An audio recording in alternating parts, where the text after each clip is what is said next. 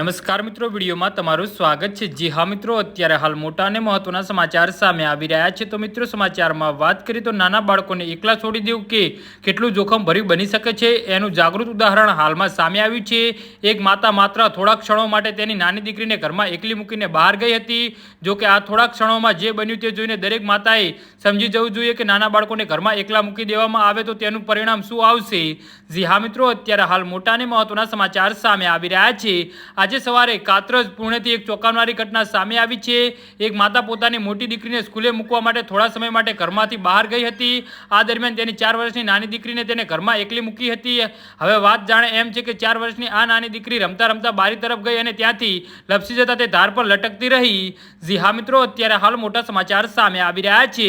જો કે સદભાગ્યે fire fighter Yogesh ચૌહાણે બાળકીને બારી પર લટકતા જોઈ હતી। આ દ્રશ્ય જોયા બાદ યોગેશે ચૌહાણ તરફ જ બાળકીના ઘર તરફ દોડી આવ્યો અને ફાયર ફાઈટરે મદદ કરવા માટે દરવાજો તોડવાનો પ્રયત્ન કર્યો, પણ એટલામાં જ બાળકીની માતા પાસે આવી ગઈ અને દરવાજો ખોલી દીધો।